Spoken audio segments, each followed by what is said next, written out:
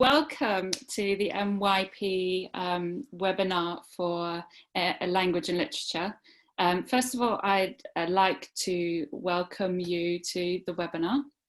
And then if you have access or haven't already accessed the InThinking MYP resources website, could you please do so? I have put the link into the chat. It's right sort of at the top. You'll have to scroll back up to the top, but please feel free to access that website, because we'll be looking at it with regards to the webinar. I'd like everybody to say hello to each other, say hi and where you're from, include your full name if possible for the chat and also for the question and answer session. We are really excited to be hosting this webinar, and Abena and I would like the opportunity to use this webinar as a means to share good ideas and resources. So we have set a challenge for you for the webinar, which you can find on the InThinking website, which I'll show you in a second. And I'll just put that challenge in the chat for you now. So there's 3 challenges. The first is to name a text, a piece of fiction or non-fiction that you think would be good for distance learning. I had my sound on. And number 2 would be to provide a brief summary of the unit that you are currently teaching. And number 3, make a suggestion for a resource that you feel has been effective in supporting online collaboration. So whether that is collaboration with teachers or whether that's collaboration with students. So feel free to do all of those things. I should let you know that this webinar will be recorded, and we will be looking at the chat, and we'll be sharing ideas on the InThinking website after the webinar is completed. So feel free to include your ideas, and we will put them up on the website for you to access at a later date. I'd also like to make a statement about the question and answer session. So if we could just hold on to the questions that you may have until later on in the webinar, where we can answer those questions, as many questions as possible. And of course, if there are unanswered questions that we're unable to respond to in the webinar itself, then we will ensure that there is a response on the InThinking website, as I mentioned previously. So getting along with the webinar, I'd like to introduce myself. So I'm Kim Brotherton. I've been teaching MYP and diploma for 11 years. I've taught in Australia, Oman, UAE, Sweden, and the UK. I'm originally from Australia. I'm also a workshop leader and a site visitor at MYP, and I have been involved in assessment at MYP level and also at diploma level. I really enjoy being an IB teacher, and I think it's one of the best decisions that I've made professionally to be involved with the IB. So I'm excited about being part of this wider community as well. I'm going to hand it over to Abena now, who's going to introduce herself. Okay, hi everybody. I will tell you that it's very exciting to be doing this, but I'm also a little bit nervous because it's my first webinar, so just bear with me. My name is Abena Utenthal, and I've been working within the IB system for about 12 years, but been teaching for about 20 years. And of course, like him, I really love the IB. I appreciate the philosophy, and I think the IB has a way of bringing all the good things about teaching and learning together in a nice package that is easy to kind of implement. So I just want to get started with a discussion today, and we're going to focus this webinar on differentiation. You'll see in the later video about our website that we have resources that kind of touch on several different aspects of IB teaching and learning and approaches to learning as well. But today we're going to focus on differentiation, because really at the heart of the IB is the student. You can even see it in the model. It speaks to, with all the different colors of the different heads of students in that circle, that the IB focuses on the diversity of our students. And so we should really start all teaching and learning with the student in mind. And that said, my bigger points are that differentiation is not an afterthought. It's not something that we do because of students with special education needs. And we're not meant to look at it as extra work. It's rather the way to work within our program. And hopefully people can understand it as the best for the students. The thing about differentiation is that it creates safety in the classroom. And it allows every student to feel that there are no barriers to their opportunities to learning, and that they have the opportunity to be visible and feel valued in the classroom. Through differentiation, students can figure out how to learn, why they're learning, and what they're meant to learn. And we are kind of tailoring our teaching and learning to help them. What do we do within a language and literature context to really promote differentiation, to ensure differentiation? First, of course, is to understand the student. Who is coming to our classroom? Sometimes we have students come into our classroom who don't speak English. And of course, as an English language and literature teacher, this is always the case every single year. There are students who are being transitioned from language acquisition into our classes, and students who are coming to us from various language backgrounds who are studying language and literature, but seem to not be able to keep up with criterion D, or can't figure out how to organize themselves. They somehow struggle with producing text. They can't produce enough content for us to feel that, yes, these are language and literature students. But they have to be, they're there. And how do we reach them? How do we support them? I think first and foremost is to find out what they have to offer. Every student comes with something. And there is not a single student that comes to our classroom as an empty vessel. So what do we do to access that prior knowledge and really find out from them who they are, what they've learned before, what they understand of the concepts that we already teach, and have that evaluation there so that the student can use it as a springboard for their own learning. Because at the end of the day, we can't fill in those blanks without the student. And this is why when you'll see later on in the website that we've talked a lot about how to empower the student, how to get students talking about themselves, how to get students talking about their interests in the classroom. What do they want to learn? How do they want to learn it? We need students to contribute to the content that they're going to be learning. What will actually motivate them in the classroom? And you'll see that there are many different methods we're using in the lessons, the takeaway lessons, and in the units that are available. What do the students actually want to learn? Or am I going to present several texts that the kids are not going to want to read? Or am I going to think about who they are and what is going to spark their interest? That's the goal. What will spark them? What is the content they want to learn? And we should ask them. And then, of course, it's about process. What are the steps? What is the method that we're going to use to actually reach the students? Is it always going to be a written activity, or are we going to start with some visual texts that we want them to interpret? Are we going to play games? What are we going to do? What will our method be to reach the students? And we need to think about process always, and we need to include our students in that discussion, thinking about who we already know they are, but also tapping into who they know they are. I think I've learned a lot about this. Really, it's opened my eyes quite a bit during this remote learning, because a lot of students who do very well in the classroom when we're in a physical situation have had a hard time in remote learning. They're nervous about getting on the camera. They're afraid to be recorded.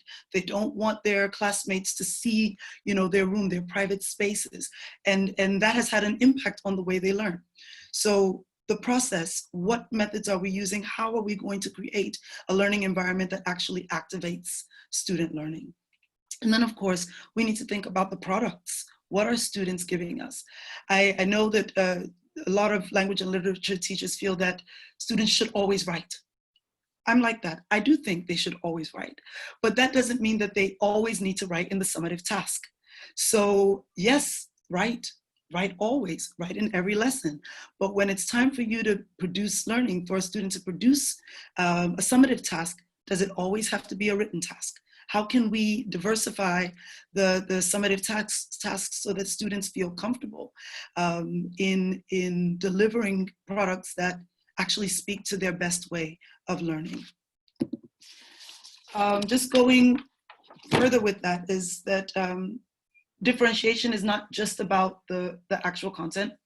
Again, it goes back to the student, and especially how the student feels in the classroom. Does the student actually feel that they can contribute to the learning environment, that they can contribute to the ideas that are shared in lessons, and can they bring their story to the table?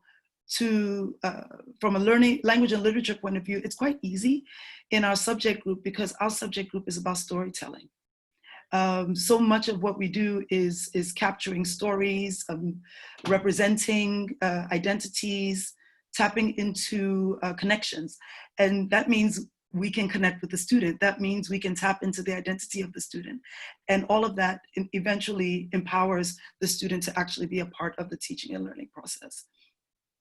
And of course, we shouldn't leave out the importance of scaffolding and extending learning as well, because all students will need scaffolding. It's not only our students with special education needs that need a step-by-step training and unpacking of the teaching and learning experience. So scaffolding is a key component of differentiation that we need to bear in mind. So a quick example is, if you want students to create a blog, it's great to say, throw a lot of content onto the blog. They can write lovely articles, but do they know how to display that blog? Do they know how to set it up? Do they know how to make it attractive? That's also a part of the communication. And are we filling in all of those blanks is another important component in differentiation. And of course, extending students who are highly capable and love the subject and feel good about what they're doing already. How do we make them feel like being in the classroom with people who are struggling or people who don't have as much experience is still worthwhile? So these are some of the key aspects of differentiation that I wanted to highlight. But of course, we can take it into further discussion in the question and answer session. So yeah, okay. So feel free to continue to ask questions with regards to differentiation. Of course, Abena and I are very conscious of the fact that we really cannot cover the huge topic of differentiation within a space of 40 minutes, but we can at least talk about it. So as we move on, what I'd like to do now is I'd like to show a little video that explains the philosophy of the design of the resources that we've created with InThinking. And as the video is shown, please feel free to write any questions that you may have about MYP, about differentiation, about the resources that we've created. And we will then respond to those questions after the video is shown. The video is about 10 minutes in length, and it will go through the kind of philosophy behind the website. All right, so what I'm just going to do now, I'm just going to share my screen with you.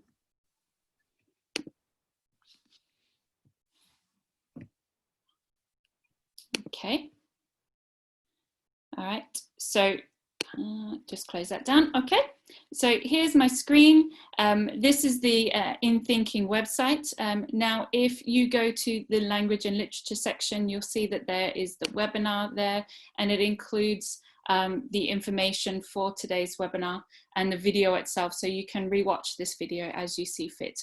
We will also include teacher suggestions for our webinar challenge after the webinar is completed, and we will also respond to any unanswered questions on this page. All right, so I'll just show you the video now. Just play the video. Hi, and welcome to the MYP Language and Literature webinar. Abena and I are very excited to be part of this project, and we wanted to thank InThinking for the support and the resources that they've provided us with getting this project up and running. So this video is just a quick video to explain the philosophy behind the resources that we've created and how we foresee these resources being used by teachers. So I'm going to take you through the resources that have been created for language and literature. Please log on to the InThinking MYP resources website so that you can access the materials. We hope that there will be new materials added every week.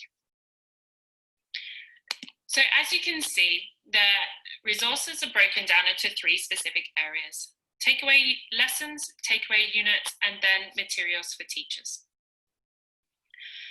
So the takeaway lessons are a collection of lessons or lesson series which are designed to be used as one-offs. We know that many of you are coming towards the end of an academic school year, and there comes a point where we need to find meaningful and engaging activities for students to do that are also connected to the MYP. So each lesson or lesson series has curriculum links. We've included key related concepts and a global context for you. We haven't included a statement of inquiry because we don't see these as like whole units. However, if you wanted to use these as a sort of basis for starting a unit, you're more than welcome, and you could essentially develop these or add to these and create a statement of inquiry to create your own units. So each lesson has a wide range of activities. If we look at anthems, for example, and I know living histories is the same as well, we have an analytical section and then followed by a creative section. So students are analysing and then they're creating their own.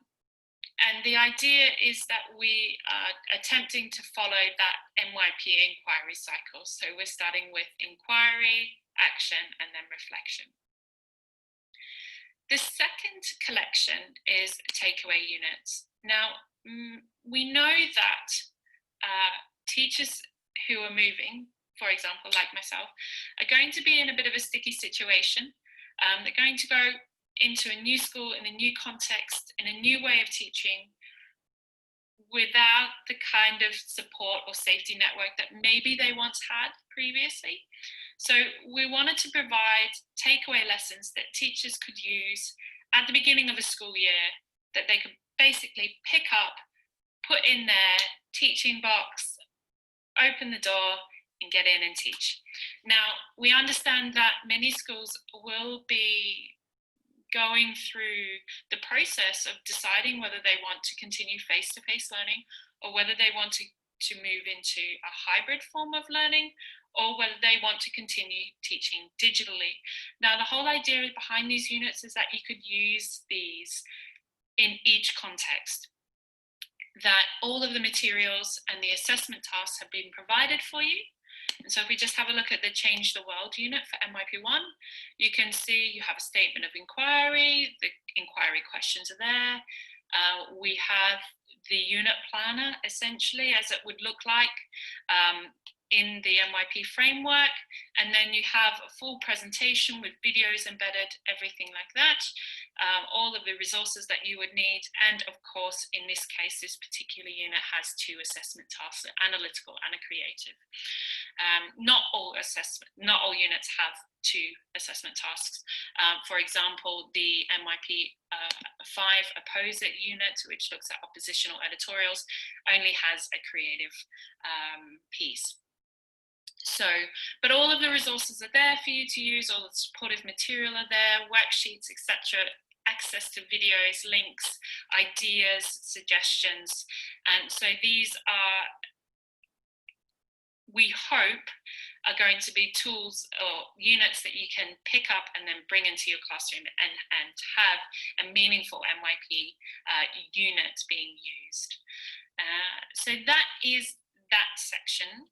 The last section, which I think is probably the most important to us as teachers, is how do we change our practice? How do we develop ourselves as teachers when we're in an environment which is uncomfortable for us?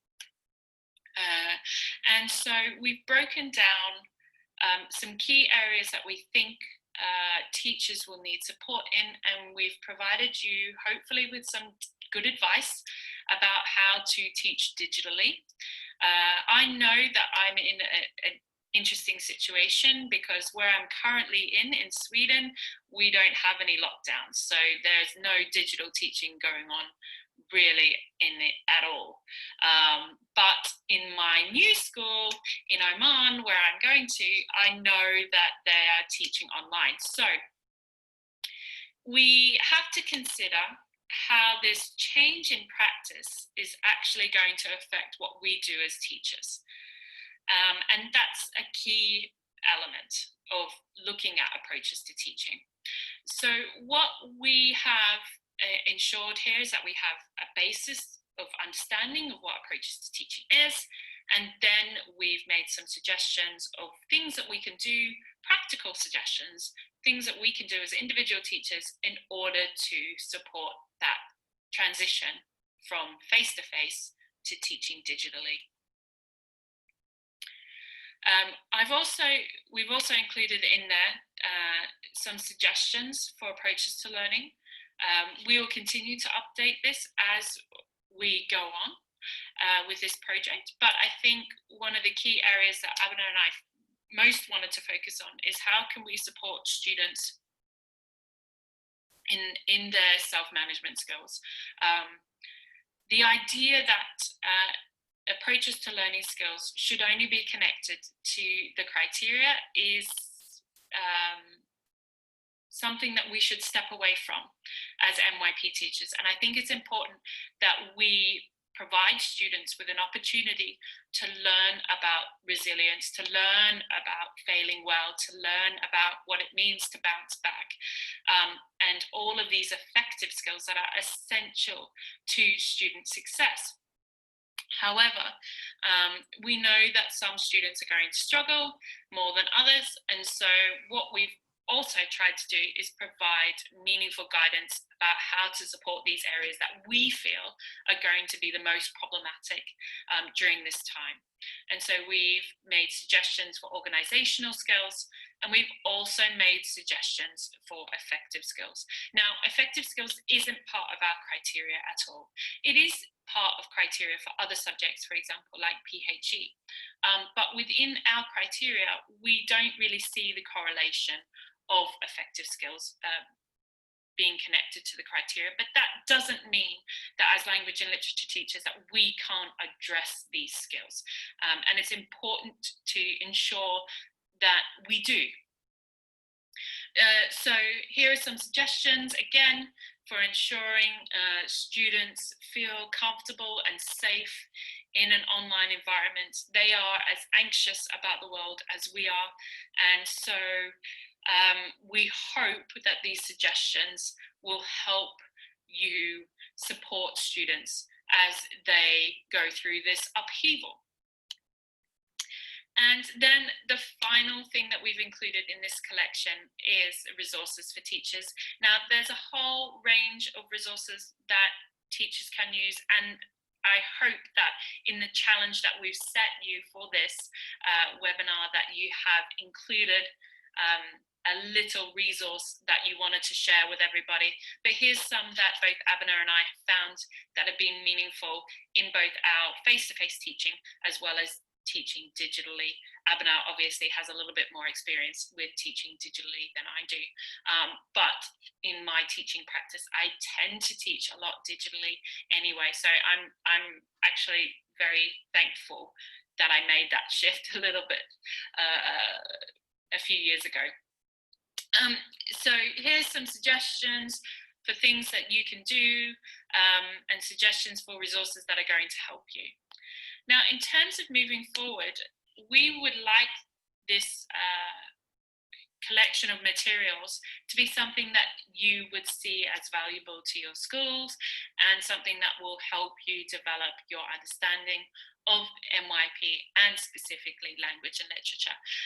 So we are looking at developing more materials for you, as well as supporting you in the process of writing assessment, writing curriculum, and developing your understanding of the MYP. I'd like to thank InThinking again, and I'd also like to thank Abena, who is an absolute pleasure to work with. So thank you, Abena, and I hope that you have found this video meaningful. Thank you. Bye. Okay. So I hope everyone found the video a good explanation of what we've attempted to do on the InThinking MYP Resources website. What I think I would like to ensure that we encourage is that you involve yourself in the challenge that we've set you. This is so important that at this period of time we share ideas and share resources and materials with each other. So if you haven't already put your notes in for the challenge, please do so in the chat and we will share those on the webinar page online. And we are going to go through the questions that have been set for us now. So we have a question from Iman, who says, differentiation in learning and teaching remains a problem for teachers and it is also reflected in students. Is it possible to place additional samples for that? What are the controls and the criteria and the control of activities and assessments that adopt differentiation? I think that's an excellent question. Do you want to start with that, Abena? Sure. I mean, I think it's, of course, this is great because we've already planned that for each of the aspects, the approaches to teaching in the IB, we were going to go into more detail, and there's already some information on the website, so we can just develop that further. So it's a great suggestion. But in terms of what the controls are, you know, we're moving more and more towards a universal design for learning. And really what you want to look at is first, how are you giving students an answer to the question, why am I learning this? You know, students are very interesting. Once they buy in to what you're teaching them and how you're teaching them, they flow with you. So that first step, at least that one category of engagement is an area to focus upon. And if you really look at the UDL framework, kind of breaks it down in different ways in which you can engage students. Then of course, representation. How are you representing different content? How are you representing models to students that they should follow? Are you just telling them, hey, there's a plot to the story, you should just write the plot? Or are you actually giving them a visual representation of it or some kind of audio representation of it? How are you sharing with them so that they can actually receive what you're teaching? So the representation is the second. So you have engagement, you have representation, then you also have action. So how are you asking students to take action to demonstrate understanding or to express their understanding?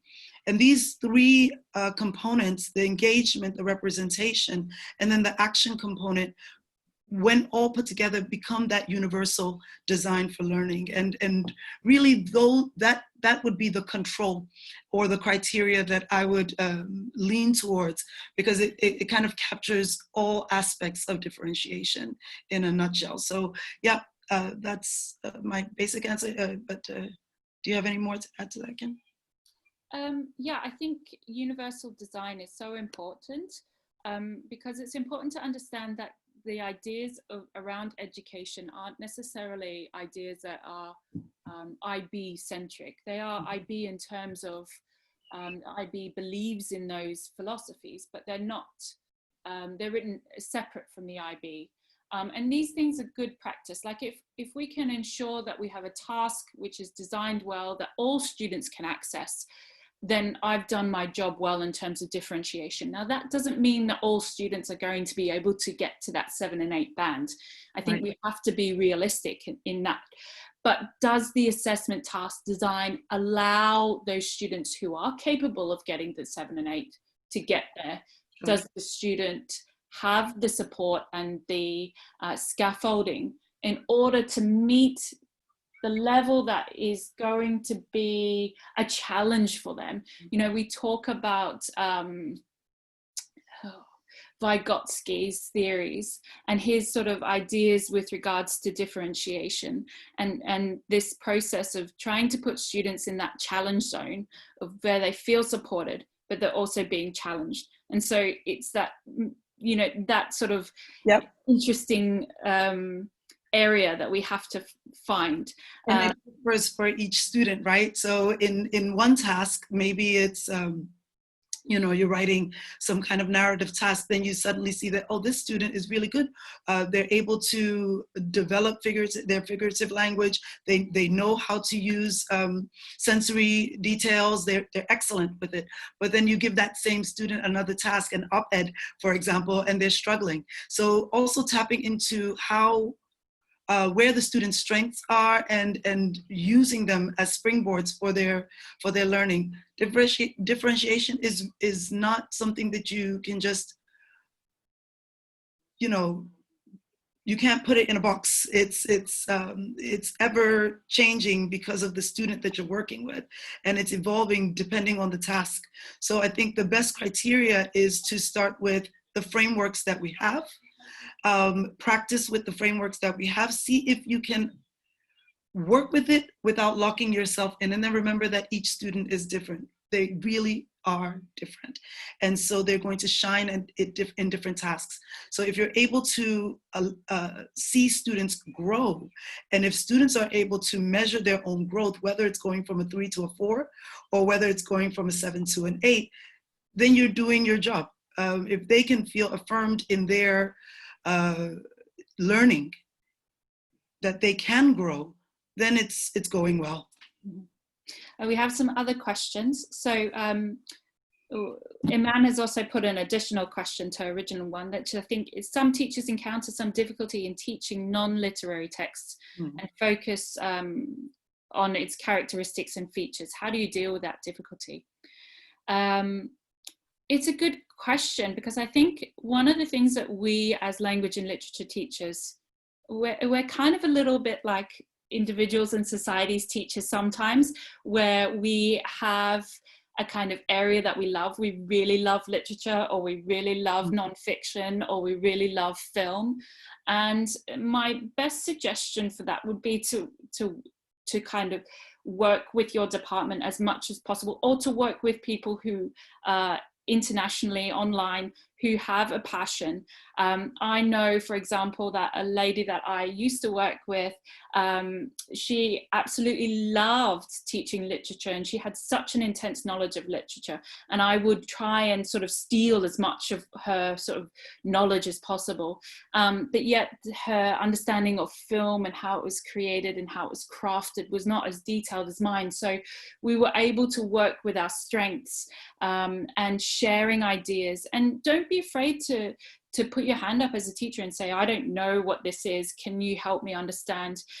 Because we do come from different backgrounds with different experiences. And I think non-fiction, teaching film and teaching podcasts and teaching these new forms of communication like blogs are sometimes a challenge for us.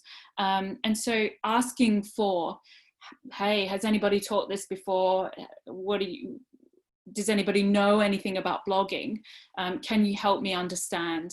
That would be a good thing to do. And there's plenty of sites that you can do that with. And I hope that our site through InThinking will actually be one of those sites that you can put your hand up and say, hey, I'm struggling with this. Does anybody have any ideas that we want to share? No, I just want to, if I can just say, I think one of the things that also helps with this is really opening up your imagination and creating these very authentic assessment tasks. And you can find on the website that we designed the assessment tasks using grasps as a model to really create scenarios that are set in a real world context. So how most real world context is non-literary. You know, journalism, I quite remember one unit, an interdisciplinary unit that we taught, one of my favorite units, that it was a sports journalism unit, where you know, students were writing articles and reports on sports matches, very much language oriented and yet non-literary. So I think when we start being creative and imagine what professions actually use our subject, then we can really tap into good teaching and learning opportunities. And this kind of links into another question which Nerum has asked, which is when we talk about developing communication skills, is it only to do with writing and speaking in English? Are there any other fields that we can sharpen up? And I think visual communication is such a key element. Like in terms of being online, we've been focusing on each other's body language and facial expressions and all of those elements too, but things like costuming, things like mise en scène, framing of an image, lighting, editing, elements that go into the framing of a visual creation are also important. We mustn't forget that communication is also visual, and so providing opportunities for students to develop and create their own visual pieces is something that we shouldn't shy away from in language and literature either. So I think that that's a fantastic question to ask. I had a question that was sent to me via email, which was about how do we support students moving from the transition of MYP to the diploma, and is there anything from the diploma program that we could bring into the MYP which would make that transition easier? And with the new diploma programs, I think one of the things that we could possibly bring into the MYP to make that transition a little bit smoother is the implementation or of the learner portfolio. The learner portfolio in the diploma is such a fantastic idea, and we could, as teachers, bring that into the MYP and have students responding to texts, have ideas that come from lessons, have them personally engaging with the materials that we are teaching them, and then using that as an essential, not necessarily assessment task, but as a means to show their learning, and perhaps used in something like student-led conferences.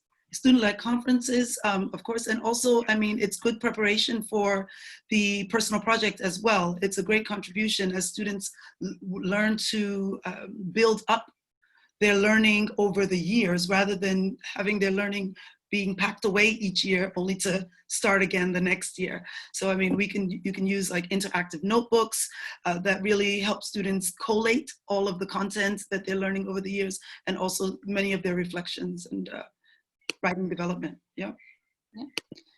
We have one final question in our Q&A, but I would hope that there's more questions to be asked. Of course, there's lots and lots of things to ask with regards to MYP. And this is from Ruth, who says, I'm not currently at an MYP school. Would I be able to log on to the InThinking website and access the materials? And the answer to that, in time you can log on. All you need to do is put in your email address, and then you will have access to the materials that are online.